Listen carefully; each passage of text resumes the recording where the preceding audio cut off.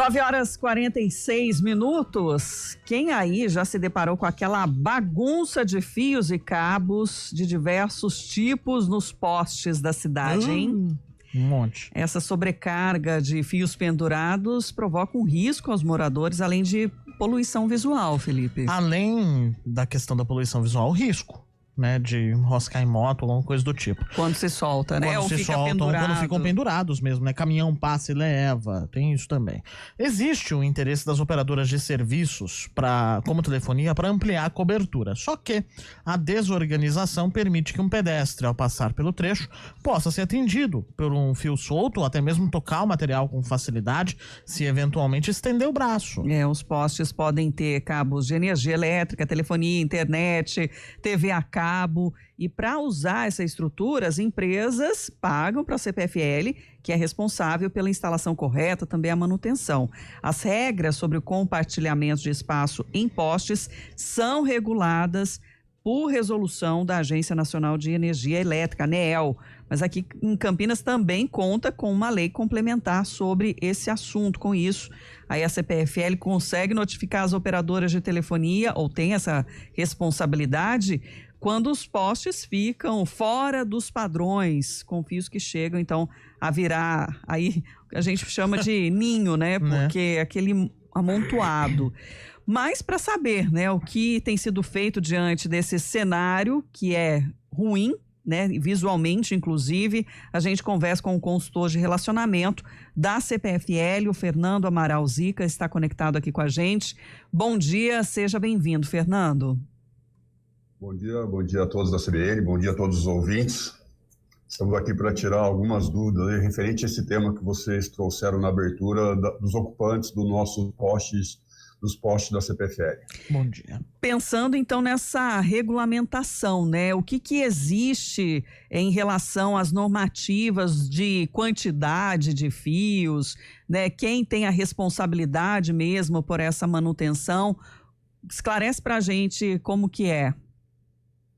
Por força de resolução, as distribuidoras de energia são obrigadas a conceder um espaço nos nossos postes, nos postes da distribuidora, para que seja feita essa passagem de cabo de internet, de telefonia. Então nós temos 6 espaços, né? Quando a gente olha para os cabos na rua e a distribuidora fala de 6, as operadoras falam de 6, a gente pensa numa quantidade muito menor de fio. Né? Só que cada uma tem 6 espaços, 6 pares de passagem lá para passar os seus cabos, os seus dados, e que a tecnologia tem mudado muito, né? Se a gente pegar aí em 2024, só na cidade de Campinas nós tiramos 22 toneladas de cabos inutilizáveis da rede de distribuição. Como isso funciona? A CPFL notifica as operadoras, notifica todo mundo quando é possível identificar, quando não é possível identificar, a gente acaba fazendo a retirada, ou quando é um cabo inutilizado a gente retira, mas a gente notifica todas as operadoras para que elas façam a regularização do trecho. Por exemplo, como nós fizemos a Norte-Sul, né, toda a Norte-Sul, a extensão da Norte-Sul, nós fizemos uma força-tarefa com as operadoras, fizemos extensão. Estamos fazendo agora na Nova Campinas, mas o princípio é notificar a operadora, porque assim, a CPFL ela atua diretamente quando tem risco, né? Quando vocês trouxeram aí do risco para o pedestre, para o motociclista, nessas situações a gente atua imediatamente, a gente notifica as operadoras, dá um prazo ali de hora para resolver, se não resolveu, a distribuidora vai até o local e interrompe esses cabos, acaba tirando. Isso não é prática, né? Porque quando eu interrompo um cabo de telefonia, de internet, eu posso estar afetando um comércio, uma residência, todo mundo que depende desse serviço que é compartilhado. Então, sim, nós cedemos esse espaço por força de regulamentação. É claro que tem uma contrapartida do valor que as operadoras de telefonia pagam para a distribuidora, mas a força de fiscalização é através da notificação e a obrigação de regularizar é da operadora. Ô Fernando, você falou em um momento que às vezes vocês não identificam quem é a operadora. Para essa instalação, eles têm que pedir uma autorização para a CPFL, não é? Até para poder pagar essa taxa aí de utilização do espaço. Como é que funciona até mesmo a fiscalização, pensando de alguma empresa estar utilizando de forma irregular? Então, todas as operadoras deveriam ou devem procurar a distribuidora, informar o trecho que vai passar, ela apresenta um polígono de passagem, os postes que ela vai ocupar, a gente faz análise se tem disponibilidade, se há viabilidade técnica, faz toda essa análise, faz o contrato e essas operadoras identificam os seus cabos, os seus pares, são todos identificados. Mas, por vezes, ainda a gente se depara com situações de colocado à revelia, né? Não das grandes operadoras, mas acontece. Agora, tem também uma diferença do cabeamento, né? Se é de alta, média ou baixa tensão. E essa altitude ali no poste. É importante ressaltar, né? Os cabos da distribuidora, que são os cabos de energia, que estão em baixa tensão e média tensão, eles ficam acima do cabo de telefonia, né? Esses pares de cabos de telefonia, esse que, por vezes, vocês até trouxeram um exemplo de como fica lá emaranhado esses cabos enrolados no poste. Esses cabos são de operadoras de telefonia, não são de energia. Os cabos de energia eles ficam em uma altura distinta, né? Até para que tenha segurança, para que o operador da empresa de telefonia, de internet, tenha segurança para trabalhar no cabo deles. Então, a nossa rede energizada, ela fica acima desses cabos. Agora, pela lei municipal, vocês têm o prazo aí de 6 meses para poder intimar as empresas, né, para fazer a retirada desses fios. E como é que é esse diálogo? Ele funciona dentro desse prazo? Porque senão vocês correm o risco também, ou as empresas, né, no caso a CPFL, de ser multada. Exato. Essa é uma lei da Prefeitura de Campinas, é uma parceria com a Prefeitura de Campinas. A gente recebe da secretaria responsável da Prefeitura de Campinas essas informações para que a gente possa notificar. Essas notificações, apesar da lei garantir 6 meses, a gente faz em sequência do recebimento e dá um prazo de até 2 meses para regularização, onde não oferecer risco, né? Então, a gente tem recebido as notificações da Prefeitura, encaminhado para as operadoras, e se elas não regularizam, a gente vai lá e atua, e o que resulta nessas 22 toneladas que foram retiradas no ano passado de cabos inutilizáveis da rede junto aos nossos postos de energia. E é isso, como você disse, quando não oferece risco. Se há o risco, é a própria CPFL que retira? Nós temos, dentro da CPFL, além dos nossos profissionais eletricistas, contratamos equipes que têm conhecimento para fazer essa atividade e que vão lá, tentam minimizar o risco sem, às vezes, ter que cortar, né? Tentar fazer uma solução que tire o risco, elimine o risco, para que não ofereça nenhum perigo para a população e possa notificar aí numa situação emergencial a operadora responsável pela regularizar. Não sendo possível a regularização, muitas vezes a nossa equipe vai lá, rompe o trecho que está em risco, retira esse cabo do risco, seja da calçada ou da via pública, né, tira esse cabo de risco e aí as operadoras são acionadas até pelos seus clientes que acabam ficando sem o serviço. E aí, quando a gente analisa os dados, você falou, né, das 22 toneladas de cabos que foram retirados no ano passado, aí teve 33 toneladas em 2023. 26 mil notificações da CPFL para essas empresas. São números muito altos, né? E, embora tenha reduzido, ainda assim tem muitas notificações. Existe alguma proposta também de avançar, né? De melhorar essa condição, Fernando? Esse é um trabalho contínuo, né? Vou voltar aqui de novo no exemplo que a gente fez na Norte-Sul. Foi lá, regularizou, ficou dentro do melhor cenário possível, a Norte-Sul.